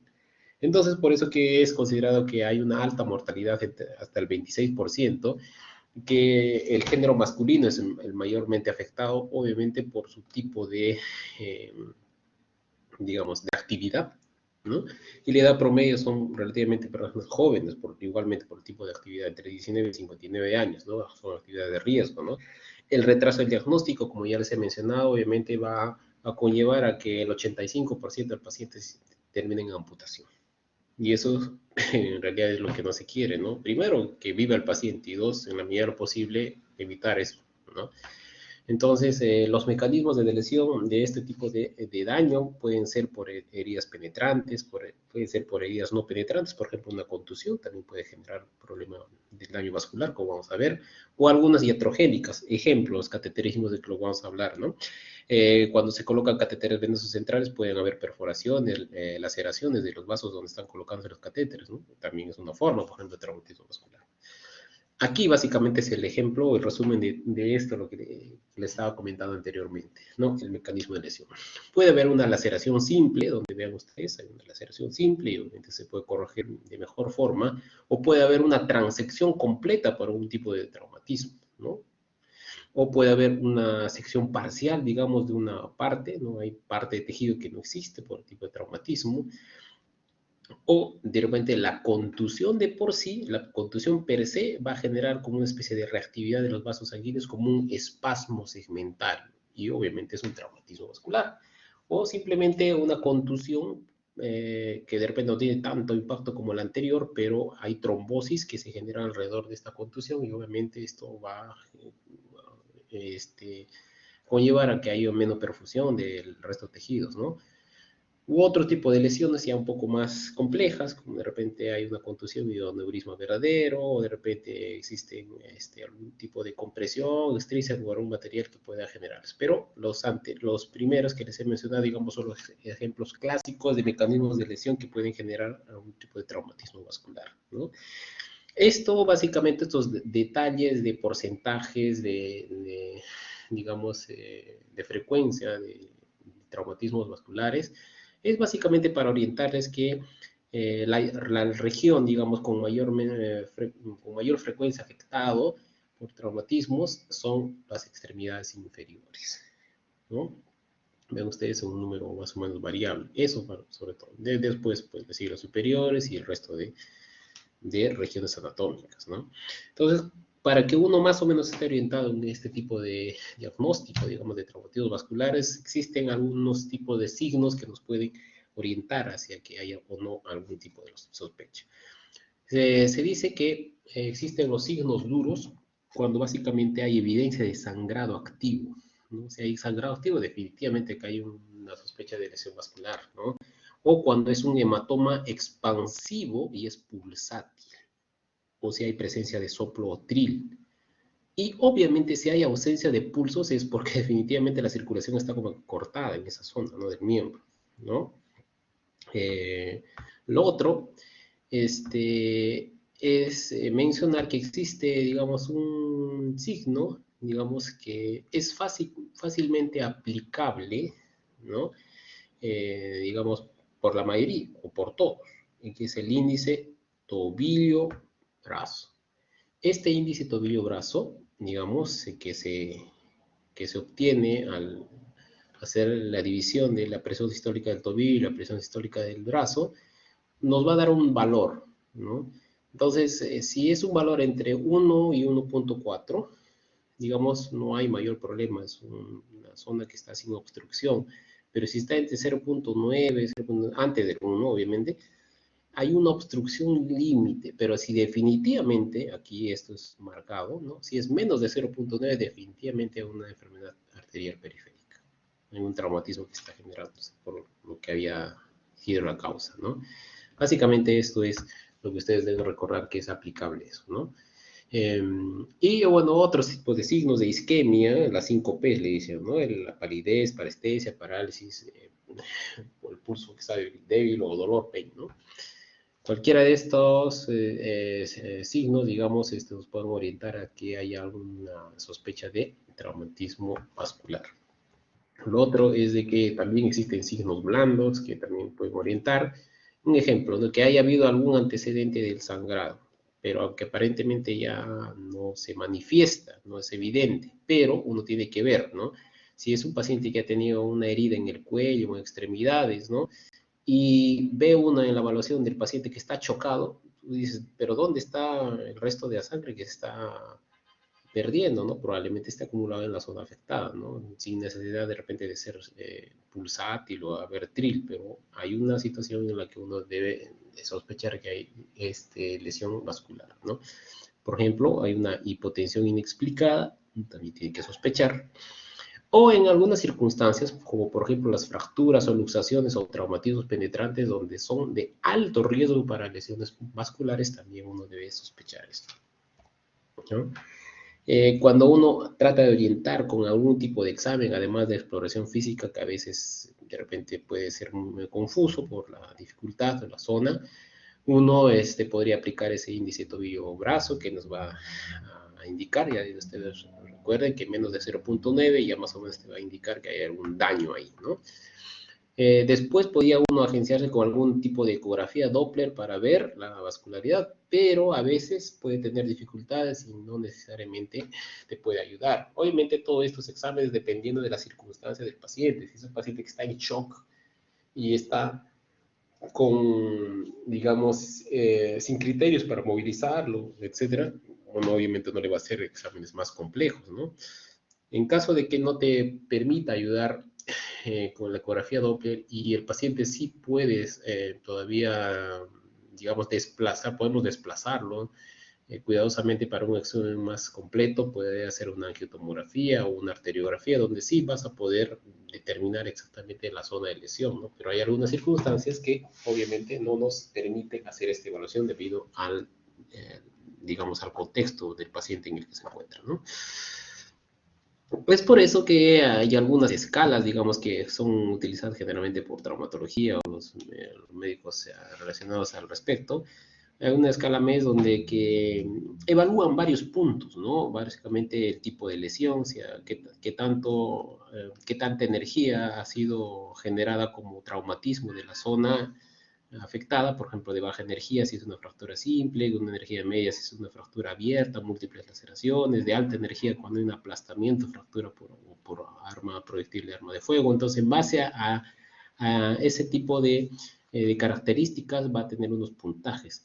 Otro, en cuanto a la isquemia, también pues, digamos, van a tener algún tipo de puntaje si sus pulsos están reducidos a ausentes, pero hay buena coloración, pero de repente ya esa coloración está empezando a alterarse, entonces van a tener puntajes, ¿no? Si hay datos de shock o no, en base a hipotensión, sea transitoria, persistente, también van a tener puntajes. Si es la edad, obviamente el paciente menos de 30, 30 a 50, más de 50, también van a tener los puntajes. ¿Para qué finalmente sirve todo esto, no? Si uno tiene un paciente con un antecedente de traumatismo en general, ¿no? Suma todos estos valores y suman más de 7, ahí probablemente, dependiendo de las circunstancias, de alta probabilidad de amputación. Básicamente para eso, ¿no? Por la forma del daño, como se ha establecido. Entonces, básicamente en el tratamiento que uno debe estar orientado es que uno debe tener en cuenta que fundamentalmente debe de tener, digamos, esta triada, debe evitar esta triada, ¿no? Obviamente la idea es controlar la hemorragia, ¿no? Reponer en la medida posible el volumen y evitar esta triada que es catastrófica. La hipotermia, coagulopatía y acidosis son mortales para el paciente, ¿no? Y entonces, esa exploración quirúrgica precoz, idealmente por el médico, digamos, especialista del área, el cirujano vascular, idealmente deben hacerse antes de las 6 horas para evitar mayor daño, ¿no? Entonces, en base a eso, lo que ustedes deben recordar de que ante algún tipo de solución, digamos, lo menos compleja que uno pudiera hacer, es tratar de rafiar la parte que está, o suturar, por un término, rafiar la parte que está dañada y más o menos sea accesible para esto. Un ejemplo, si vemos que es este el problema, ¿no? Un trazo lineal donde se puede básicamente suturar, uno puede hacer la rafia de esa zona. En cualquiera de las circunstancias, sea rafia, sea anastomosis o algún tipo de procedimiento propio del vaso sanguíneo, uno tiene que tener en cuenta que hay hilos adecuados para este tipo de procedimiento. Se usa hilos de sutura no absorbible, ¿no? El polipropilene o comercialmente le llaman el prolene. El tamaño obviamente es variable dependiendo del calibre del vaso sanguíneo. Puede ser desde 3,0 cuando es un vaso más o menos considerable hasta 7,0 cuando son vasos muy pequeños, ¿no? Recuerden ustedes que el tamaño de la aguja, digamos, va a ser, ¿cómo le explico? Cuanto más delgado es el tejido que uno quiere suturar, o hay mayor número de la aguja que tiene que usar, ¿no? Entonces, en algunas circunstancias uno puede hacer otro tipo de procedimientos que son netamente que le confiere al cirujano cardiovascular, pueden hacer parches de safena, injertos o algún tipo de cirugía endovascular si es que es el caso, no, obviamente un traumatismo donde está lesionándose todo, está abierto, obviamente esto no va a proceder, ¿no? Básicamente son cosas puntuales muy pequeñas, ¿no? Entonces uno tiene que tener en cuenta que tiene que tener los materiales adecuados, ¿no? Tiene que tener pinzas vasculares, claves vasculares fundamentalmente, ¿no? Y obviamente la aguja, el hilo adecuado de polipropilene para poder hacer las uniones o anastomosis que les había comentado, ¿no?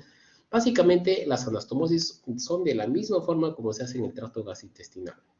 ¿No? Pueden hacer anastomosis término-terminales entre los extremos, puede ser término-laterales o puede ser laterales en caso sea necesario.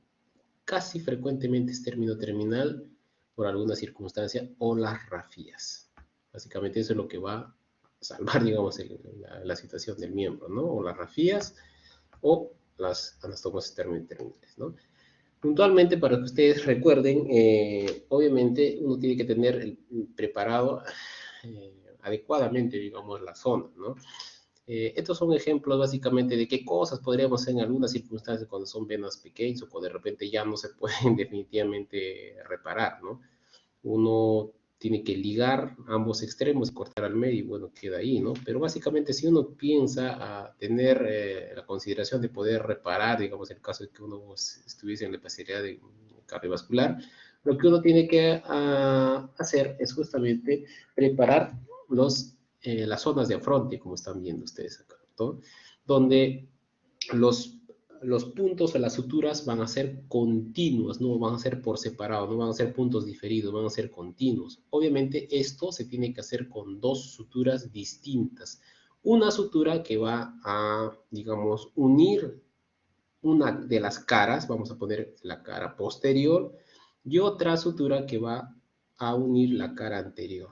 De tal manera que se va a hacer lo mismo o más o menos parecido a lo que ustedes han visto en las anastomosis intestinales, ¿no? Donde uno pone básicamente frente a frente la zona que va a anastomosar, empiezan a unir por los ángulos, en este caso de los vasos sanguíneos, ¿no? Vean ustedes, hay una sutura que ya está. Y obviamente acá la colocación de la aguja en el inicio es, vean ustedes, fundamentalmente va a ser de adentro hacia afuera, en este sentido, ¿no? Por eso que han colocado para afuera una aguja y para afuera otra aguja. Estas suturas de polipropilene tienen doble aguja, siempre las suturas vasculares son de doble aguja, ¿no? Entonces, en base a eso, miren ustedes el ejemplo. Esta sutura de acá, la que está superiormente, probablemente es la que va a anastomosar toda la cara posterior. Vean ustedes acá ya terminado. Y con la aguja que están poniendo en el ángulo inferior, va a anastomosar la cara anterior. Vean ustedes. Todos puntos continuos hasta la cara anterior. Y finalmente, cuando llegan uno al otro, se amarran. Y queda finalmente anastomosado, ¿no? Obviamente para hacer esto, uno no puede estar pues simplemente los cabos abiertos, ¿no? Tiene que haber colocado previamente unos clamps vasculares que van a ser especiales para no dañar este tejido vascular de tal manera que al momento de que uno pueda terminar el procedimiento, ven ustedes acá los dos extremos están, las agujetas están listas para unirse, finalmente se desclampa y la circulación permite el en algunas circunstancias donde de repente los diámetros son diferentes o necesitan mejorarse, uno hace algunos procedimientos como para tratar de darle mejor forma, ¿no? Los corta medios oblicuos como para que puedan empatar y encajar más adecuadamente. Pero al final el principio es el mismo, ¿no? Entonces, en base a eso, uno puede hacer otros tipos de anastomosis en caso de que sea necesario, en este ejemplo puede ser término lateral, así como ustedes han visto en sus ejercicios de anastomosis intestinales, donde básicamente se va a seguir el mismo principio, ¿no? Con dos agujas completamente distintas, una netamente para la cara posterior y otra netamente para la cara anterior, puntos continuos, ¿no? Puntos continuos. ¿Sí? Y esto básicamente es un ejemplo de algunas circunstancias que no necesariamente son las que se usan en traumatismos vasculares, que básicamente son las que se usan para aquellos pacientes que van a ser sometidos a diálisis y necesitan una fístula arteriovenosa para algún tipo de procedimiento. Bueno, son un ejemplo clásico de esto, ¿no? Pero no van a ayudar en sí para el procedimiento de las anastomosis. Lo que sí deben recordar básicamente es en caso de ser anastomosis, van a hacer eso, fundamentalmente las términos terminales, donde uno tiene que preparar adecuadamente los cabos, usar estructuras diferentes de polipropileno que tienen doble aguja, o hacer, en el caso de que eso lo permita, básicamente hacer una rafia primaria, obviamente teniendo el mismo principio, no hacer puntos continuos para poder lograr la hemostasia de esa zona, ¿no? Finalmente, para concluir esta parte ya de la clase, es importante que ustedes sepan algunas consideraciones sobre el cateterismo venoso central, ¿no? Recuerden que no todos los pacientes van a utilizar netamente vía periférica, ¿no? Porque hay algunas circunstancias en las que es obligatorio que el paciente necesite un catéter venoso central por muchas circunstancias, ¿no? Y eso es lo que vamos a ver, ¿no? Después del catéter venoso periférico, obviamente el catéter más frecuentemente usado es el catéter venoso central, ¿no? Los lugares de abordaje generalmente son los del lado derecho como preferencia a los del lado izquierdo, ¿no? Puntualmente la vena subclavia, la yugular interna y la femoral son las que se usan. Entonces vamos a ver el ejemplo, ¿no? Lo que les mencionaba, el subclavio debajo de la clavícula, ahí, digamos, lo que usualmente en primera instancia algunos prefieren, o algunos el yugular, ven ustedes, y algunos, bueno, algunas circunstancias femoral, ¿no? Casi no se usa.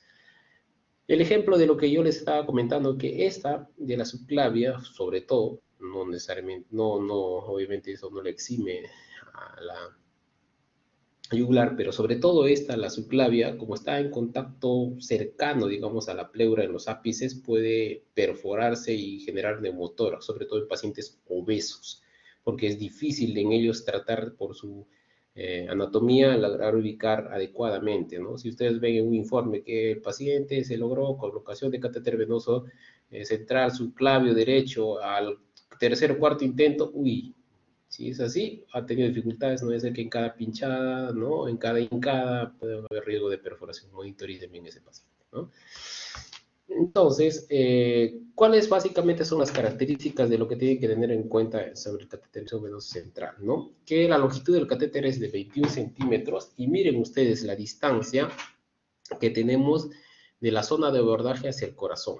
Miren ustedes, la parte derecha, ¿no? De la yugular interna, por ejemplo, derecha, hacia el corazón son 16 centímetros. De la subclavia derecha hacia el corazón son 18 centímetros. Pero si ustedes miran el lado izquierdo, hay una longitud mayor. Pero, ¿qué quiere decir esto? Que si yo uso el lado derecho, todavía puedo manejar algunos centímetros del catéter o ingresándolo o retirándolo. Pero si uso el lado izquierdo, casi estoy en el límite. Prácticamente, miren, la subclavia izquierda es prácticamente igual. O sea, ¿qué pasa si el paciente es obeso? Ya no voy a tener forma de poder o empujar más o retirar. Si retiro, peor, voy a salirme de la zona. Entonces, es más dificultoso el lado izquierdo. Por eso que de preferencia se usa el lado derecho, porque es más manejable en cuanto a longitud y distancia en base a la zona de inserción y la zona de abordaje en el corazón, ¿no? Entonces, la técnica que se usa es la técnica de Seldinger, eso y seguramente lo van a ir viendo en alguna de sus prácticas, pero es la que generalmente se usa, ¿no? Entonces, fundamentalmente, ¿para qué es necesario esta colocación de catéter venoso central? Porque permite un monitoreo hemodinámico, va a permitir ver muchos índices, el índice cardíaco, gasto cardíaco, la saturación venosa, resistencia periférica, la presión venosa central. Permite eso, sobre todo es importante para el monitoreo hemodinámico porque probablemente sea un paciente complejo crítico, ¿no? Además de eso, va a permitir administrar drogas y soluciones de alta osmolaridad que normalmente no podría aplicarse por vía periférica, porque al ser de alta osmolaridad va a generar daños en realidad en la vía periférica, ¿no? Va a ser, digamos, el diámetro no te permite poder usar y finalmente va a terminar en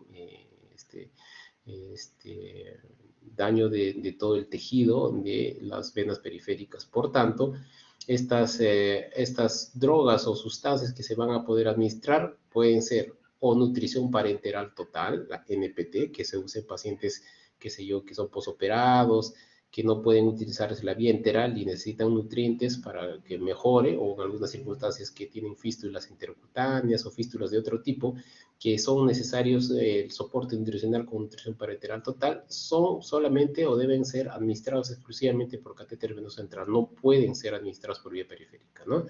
Las soluciones hipertónicas o electrolitos muy concentrados de igual forma, o algunos medicamentos vasoactivos como norepinefrina, etcétera, etcétera, que son medicamentos que necesitan monitorizarse más adecuadamente y por tanto deben ser administrados por catéter venoso central, ¿no? Algunas circunstancias de repente con algún medicamento que no pueden mezclarse, digamos, por una sola vía, también necesitan de repente algún tipo de administración por CBC, ¿no? O algunas situaciones pasa que el sistema venoso periférico está agotado, no lo pueden colocar. Imposible, está todo colapsado, qué sé yo, y la única forma de administrarle algún tipo de medicación es por vía central. Entonces, lo que ustedes deben recordar en esta parte es fundamentalmente, si bien es cierto, esto es netamente más de conocimiento de personal de enfermería, que son los que manejan, ustedes como médicos futuros deben saber qué cosas administrar o no por alguno de los lúmenes de los catéteres, porque no es igual que uno administre una sustancia A o B o C por cualquiera de los lúmenes. Entonces, generalmente los catéteres venoso central vienen de un lumen, de 2 lúmenes o de 3 lúmenes. El de 3 lúmenes es el más frecuentemente usado y más práctico porque tienes más variabilidad para usar diferentes tipos de medicamentos o sustancias, ¿no? Tienen un lumen proximal y medial que son de 18 gauge y un lumen distal que es de 16 gauge. ¿Esto cómo se ve? Así básicamente, ¿no? Eso puede ser más o menos un ejemplo de uno de los catéteres que de repente ustedes han visto en el cuello del paciente, en la parte subclavia. Miren ustedes el lumen proximal, ¿no? El blanco, y el lumen medial, este azulito, que tienen el mismo diámetro, y el lumen distal, el medio marroncito o tipo rojito, este que tiene menor diámetro, ¿no? Fundamentalmente, ¿para qué les traigo esto? Para que sepan ustedes que por el lumen proximal, ¿no? Se suele colocar los componentes sanguíneos, sangre o algunos vasoactivos, y podrías también extraer muestra de sangre. Por el lumen medial, fundamentalmente, miren ustedes, nutrición parenteral, por su osmolaridad. O sea, no puedo mezclar, a ver, por acá un día le pongo NPT por el lumen medial y por el lumen proximal, de repente al otro día le pongo otra sustancia. No, es básicamente para que uno tenga un orden de esto, ¿no? Lumen proximal, fundamentalmente sangre y vasoactivos. Lumen medial, NPT. Y lumen distal, bueno, puede medir el PVC, pasar coloides, qué sé yo, ¿no? Vean ustedes que todo tiene su finalidad, su sustento. Y en base a eso, uno tiene que tener en cuenta, y con esto terminamos finalmente, uno tiene que tener en cuenta qué ventajas puede tener un tipo de abordaje sobre otro, ¿no? Y en base a eso uno tiene que tener cuidado, ¿no? Aquí están la vena subclavia, la yugulares y los femorales, bueno, como ejemplos de los tres que les he mencionado. La vena subclavia generalmente es la de primera elección, ¿no?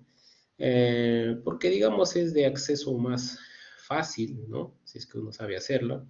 Y usualmente la usan para la nutrición parenteral del paciente. Uno, porque está alejado de los cabellos, que es cuando se coloca, digamos, el catéter venoso central yugular, ¿no? Entonces, si recuerdan ustedes el ejemplo, acá, cuando es yugular hay más riesgo de que esté aquí los pelos y contamine esta zona, ¿no? Por eso, al estar en la parte subclavia, digamos, está libre en lo posible de eso y entonces es de elección, ¿no? para esta zona, ¿no? Tiene por eso una baja tasa de infección. Pero ¿cuál es el problema? Acá, al estar situada cerca del vértice del pulmón, tiene más riesgo de neumotoras, alto riesgo de neumotoras. Uno tiene que tener cuidado con esto, ¿no? Bueno, las yugulares, como les estaba mencionando, si bien es cierto, tienen menos riesgo de neumotoras que las anteriores. El detalle es que a veces no facilita, digamos, el cabello y todo eso, a veces dificulta en estas zonas. Y a veces por la zona donde está colocada como desventaja, es a veces incómoda para el paciente. Y dependiendo si el paciente es medio obeso, de cuello corto, es difícil poder funcionar o abordar o llegar a la zona adecuada, ¿no? Entonces, por lo tanto, todo esto hace que sea de fácil contaminación, ¿no? Y finalmente, bueno, como otra opción es la vía femoral, que obviamente su acceso también es relativamente fácil, pero obviamente al estar en la parte femoral muchas veces se han tenido a veces dificultades y lesiones de la zona, porque depende justamente de la anatomía del paciente. No es lo mejor, obviamente, un paciente que idealmente después podría tener algún tipo de movilidad es más incómodo, inclusive que en el cuello tener este catéter venoso, ¿no? Solamente en algunas circunstancias, ¿no? Entonces, en base a eso, uno tiene que tener una serie de preparación de dispositivos y todo esto para la colocación de su catéter venoso central. Y fundamentalmente todo el kit viene así con este sistema, ¿no? Donde está en sí el catéter con este catéter de 3 lúmenes o de 2 lúmenes puede ser, como en este ejemplo. Y finalmente va a tener toda una especie de dispositivos que van a ayudar a esta técnica de Seldinger, ¿no? Lo que primero se hace, obviamente, además de anestesiar la zona donde va a colocar uno, es que a través de esta aguja tipo trocar que le llaman, ¿no? Uno va a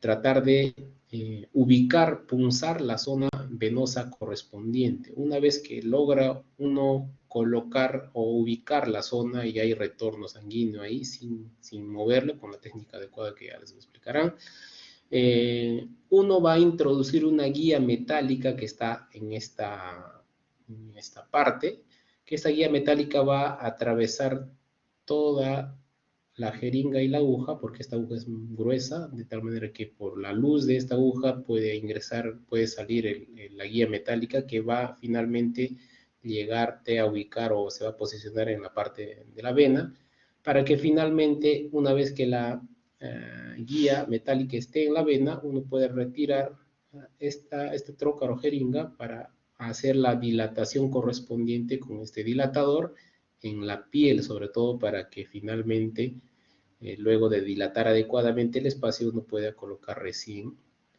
el catéter, ¿no? Y una vez que el catéter esté en el cuello, en la zona adecuada, recién retira la guía metálica y solamente se queda el catéter, ¿no? Eso básicamente es lo que uno debe recordar. Esto básicamente le voy a poner como una fotito el ejemplo, ¿no? Básicamente es lo que les comentaba, ¿no? Sea el abordaje que ustedes deseen o puedan aprender, sea por la parte de la yugular o la misma subclavia, uno con esa esa jeringa tipo trocar va en una posición adecuada, que puede ser dependiendo, pues, una angulación de 30 o 45 grados de lo que puedan tener como técnica. Uno lo que logra es ubicar, punzar justamente la vena. Una vez que uno llega a ubicar la vena y está retornando, no tiene que mover para nada la zona porque uno se mueve y probablemente lo poco que haya ingresado de la aguja en la vena se te puede salir y no vas a estar en un espacio adecuado. Para que una vez que hayas ubicado esto y haya retorno sanguíneo, esta jeringa, que es como una especie de trocar, va a permitir que ingreses la guía metálica a través de todo este espesor, ¿no? Acá le falta un orificio, algunos vienen por un costado, pero se coloca la guía a través de esta jeringa que va a salir por la aguja en sí, se va a ubicar aquí en el torrente venoso, esta guía, ¿no? Esta guía que está enrolladita acá, va a salir por este extremo, de tal forma que uno, una vez que la guía metálica haya llegado al espacio venoso, puede retirar tranquilamente la jeringa porque la guía se ha quedado ahí.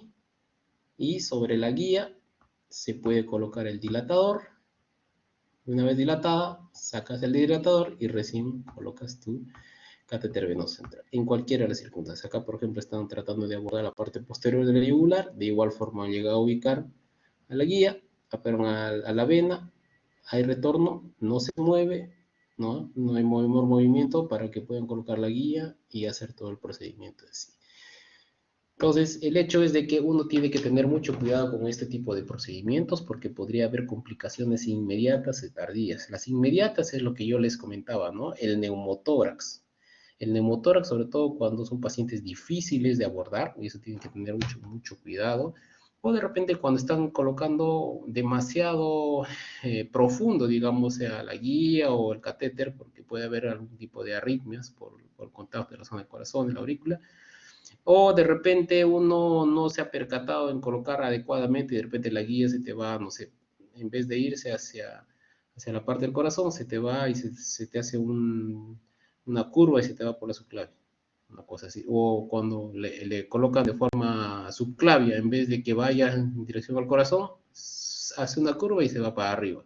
Y si uno no se ha percatado en hacerle su radiografía de tórax de control, a veces eh, piensa que ya no necesita y a alguien se le ocurre tomar una placa y está pues en una mala posición. Eso debe tener mucho cuidado.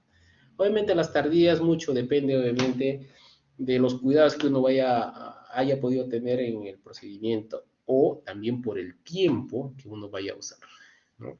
Generalmente los pacientes que usan NPT o nutrición parenteral total, como son usuarios de larga data, de varias semanas en el soporte nutricional, a veces son más factibles de infectarse, ¿no? Hacer infección por catéter venoso, ¿no? Entonces eso uno tiene que tener en cuenta. Bueno, muchachos, eh, espero que esto haya sido lo más práctico posible en cuanto a la información que les he pedido. Por favor, recuerden que algunos detalles que les he ido mencionando en la clase no son cosas rebuscadas para preguntas de examen, sino son cosas que como base fundamental deben haber recordado, ¿no? Hay cosas muy, muy básicas que deben ustedes haber recordado, como por ejemplo esto, acá, por qué se administran medicamentos en un catéter venoso central, por qué no, la ubicación, la localización de los tubos de drenaje torácico, por qué sí, por qué no, en la posición, por qué sí, por qué no. Todas esas cosas puntuales básicas son las cosas que no deben olvidar. Ya cosas muy minuciosas no tiene sentido tampoco preguntar, porque básicamente la idea es de que ustedes se lleven como base un resumen de todas las clases que puedan ponerlas en práctica en su vida diaria y actividad médica, ¿no? Bueno, muchachos, muy buenas tardes, me despido de ustedes, permiso.